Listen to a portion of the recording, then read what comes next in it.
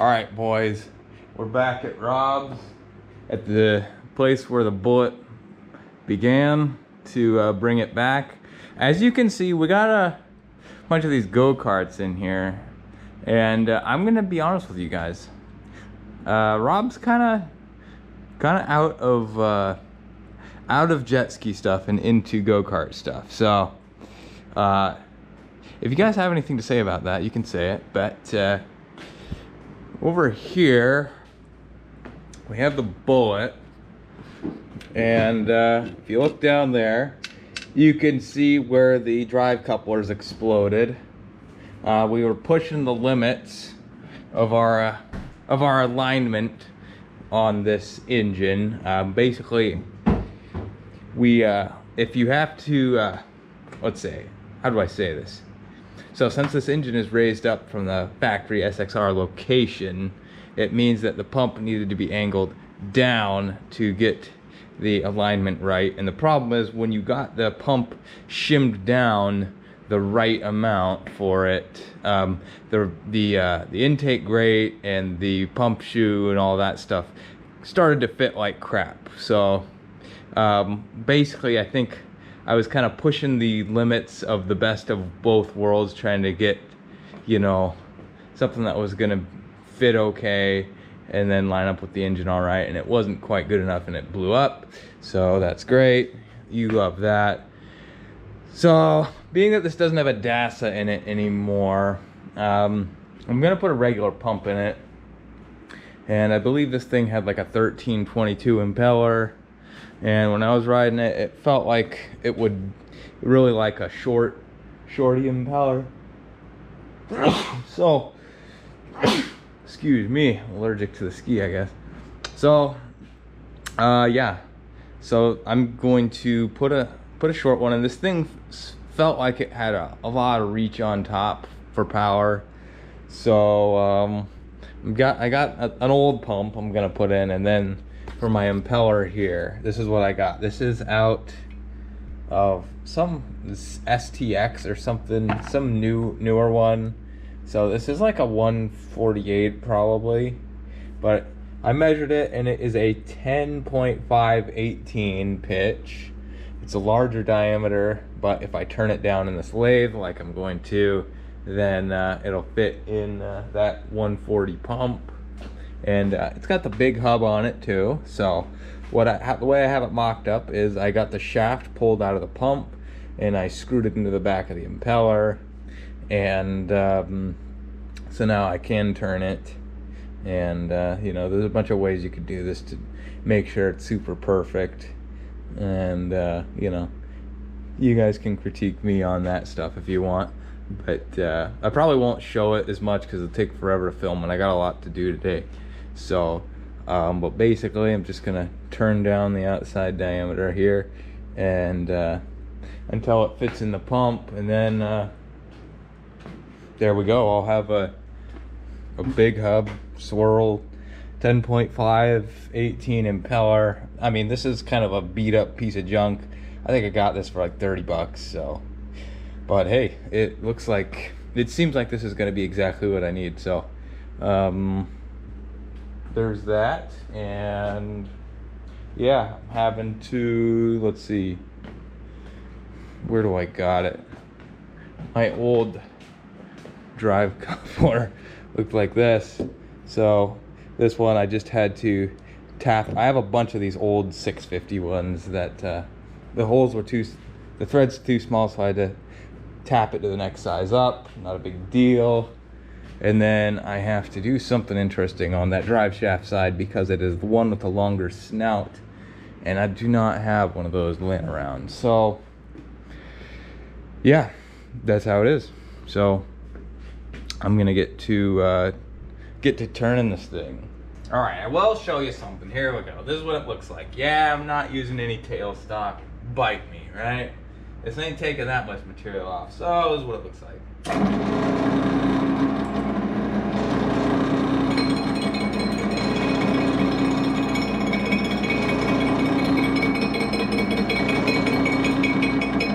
I don't know if this lathe really has a working auto feed, but if it did, then you could use that. But I'm not.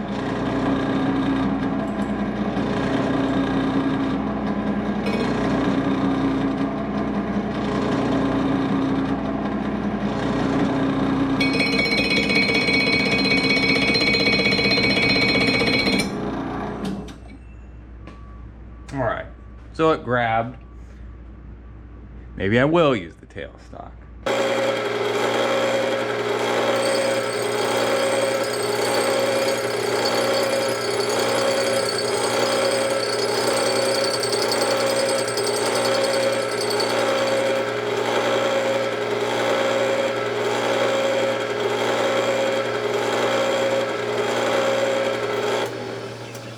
All right, boys, I'm pretty sure this is a tapered impeller. I think those Ultras have it. I think that Ultra 130 had some weird taper. I don't know. Some of these newer two-stroke Kawasaki's, pretty sure they got the tapered impeller. That's what it seems like this is, because it's, yeah, it's definitely tapered as I machine it. So.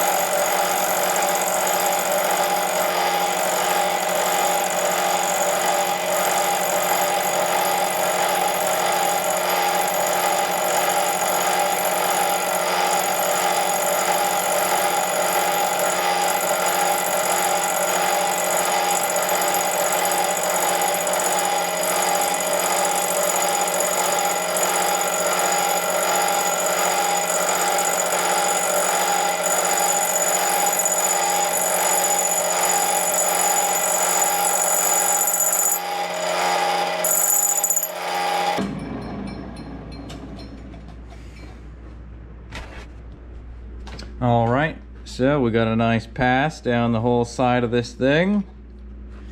And yeah, so the nice thing about not having a tailstock on there, yeah, you can just go like that and then go, well, let's see, how close are we? Now, I don't think I have any measuring tools with me, so I basically just got to creep in on it. And so I know a lot of people probably got stuff to say about that, but that's how I'm doing it. I don't care. I'm not doing this for somebody else, I'm doing it for me. So yeah. Gosh, this is really holding it good. It spins pretty true for this lathe. This lathe isn't like way nice or anything, but it's holding it pretty stinking good. A lot better than I thought it was going to. So guys, guess what song's playing?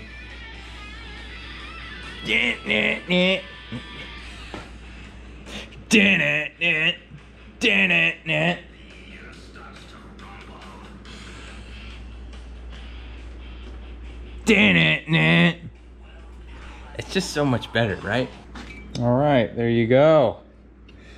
Look at that. I don't think I'm gonna run a nose cone. It works good on some skis, apparently. And it'd be way easier for me to just do it that way, so I'm going to. All right, guys, here's a little illustration of how it is. So, right here, I kind of have to put a little pressure on the pump, on the drive shaft upwards to get it to be centered in there. And so that just shows how much bind there is. And the pump I have is just barely got the bolts in on the top, so it's leaned back basically as much as it can be. So since this is kind of a crappy pump anyway, I think I'm just going to cut the front ears totally off and grind the front round section up a bit so that the front can tilt up a little more. And because yeah, this is kind of a setup where there's not really much you can do. Not a lot of options for getting this right. And so we saw how much the bind will really do to it. Just Sucks that you got to do it this way, but that's what it is. Guys, so here is the pump. The mounting ears, these front bolt holes I'm not using, and I'm hoping I'm going to cut this off, and then I might grind some material off this front face, and hopefully that gets me where I need to be. But and I'm probably going to have to run some really thick shims on the back here. It's not going to really fit up that great, but it's what I got to do. If you need parts for your older jet ski, definitely check out vintagejetski.com. They specialize in, well, you guessed it, vintage jet ski parts. And you can definitely use the promo code JetSkiBrothers at vintagejetski.com to get 5% off your order for your old, super cool, badass jet skis. Alright, I kind of got this thing set back together. Some new couplers on there. Got the engine lightly put in there, and I'm going to crank it and show you something. So, just look. Well, yeah, maybe you'll be able to see this.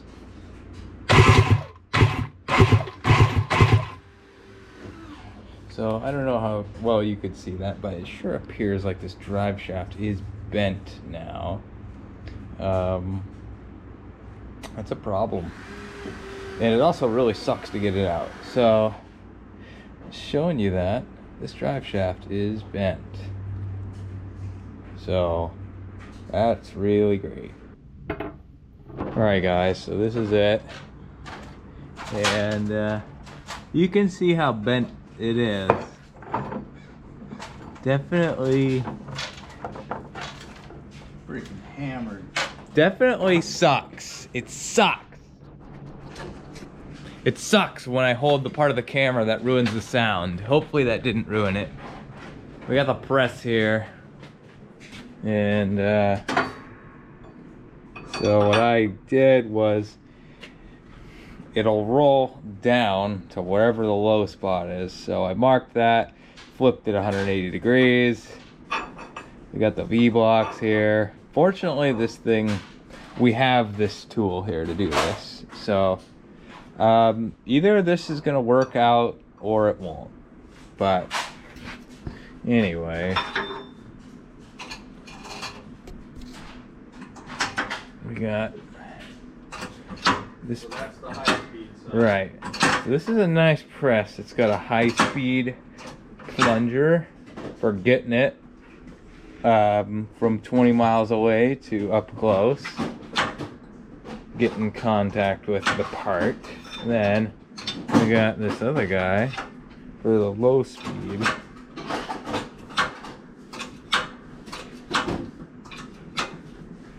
I don't know how well this is gonna work, but we're gonna see.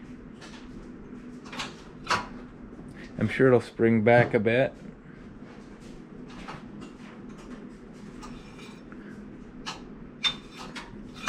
And then what? This guy's the... Yeah, okay. Oh, come on. Tight. Alright. So, just needs more and more. That's how you do it. And how you check it. So, I got it back here. I skipped over a lot of stuff because it was really slowing me down to film it, but we got the drive shaft back in there. You know, I got it as unbent as I could, and it seemed all right. You guys can see the crazy, tremendous shims I got under the back. They're actually a wedge shape, and so also I had to put a hole in the ride plate and shim it down to get it to fit. It's just, even the dogs helping me didn't make it easy. And it's still, you know, custom doing stuff, custom making parts, it still doesn't fit great. But start it up and see how much it rattles around.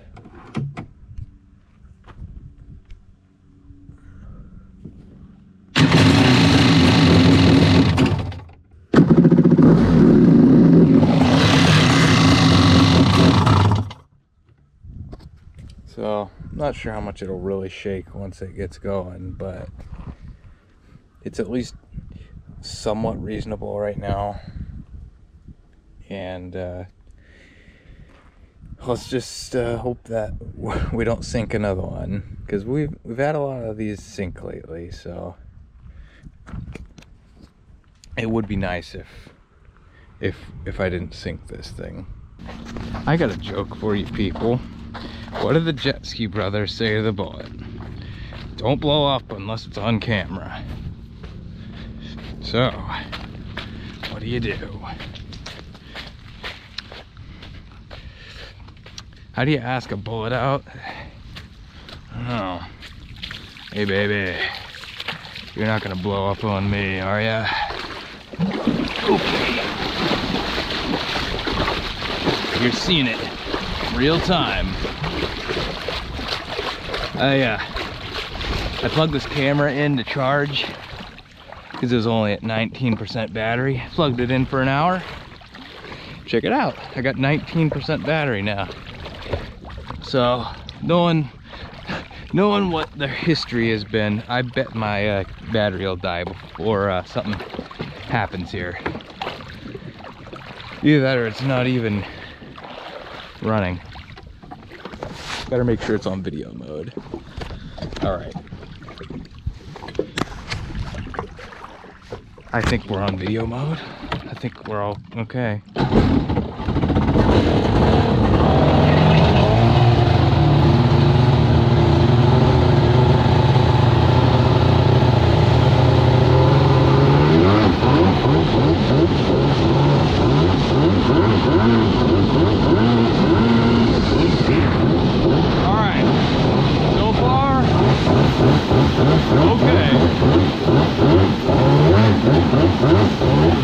Gotta warm it up slowly, I guess.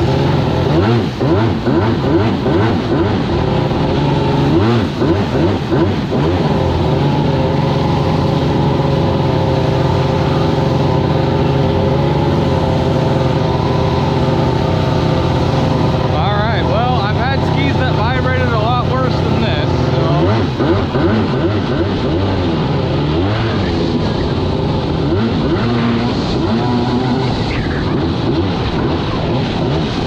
pretty good initial burst.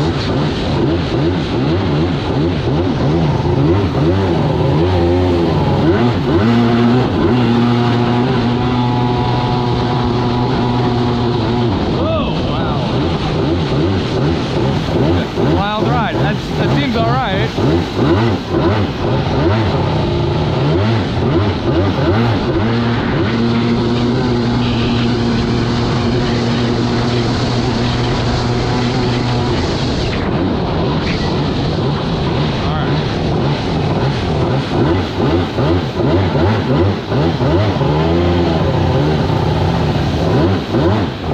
Alright, how much front do we really have?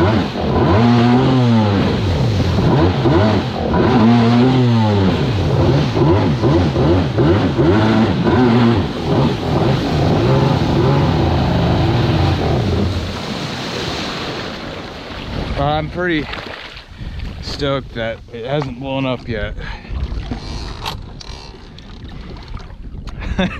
Yeah, so I believe so. We got there's a little bit of tuning we could get in. I think it would dial it in off the bottom a little more, but you know what? I'm just gonna try to get a little more footage. Last time I had this out, I was kind of dialing in the carbs, and I figured out something else I could do by the end. But for now, it's fine for trying to make up that lost time. And it feels reasonably cool, so I would say that I must have it hooked up pretty much correctly for cooling.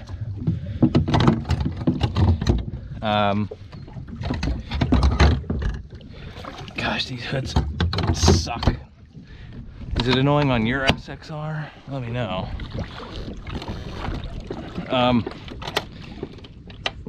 the steering, it's like a little tight at the end of the stroke. So, whatever. When you got as much stuff shimmed and cockamania on a ski as this, sometimes you just gotta settle for a win. Hey, check it out. PJS. This is a PJS part. I got PJS parts on here. Yeah. Yeah.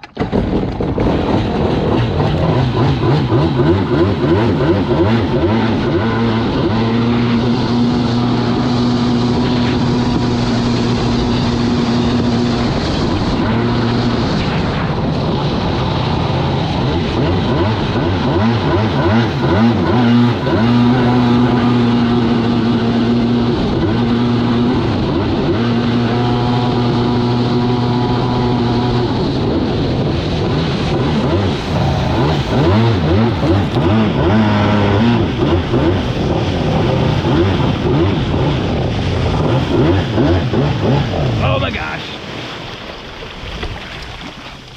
Ugh. Gotta say, I do not know if I love how this thing handles. It's a little funky.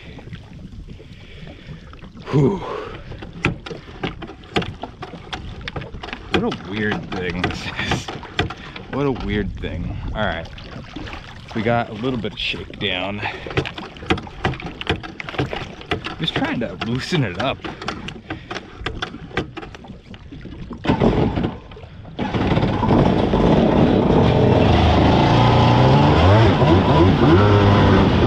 Okay, you know what?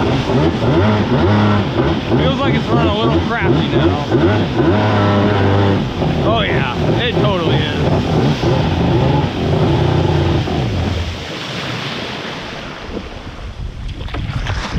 All right, well, we got almost 7 minutes in, so what do you guys think? Is this thing screwed? Let me know.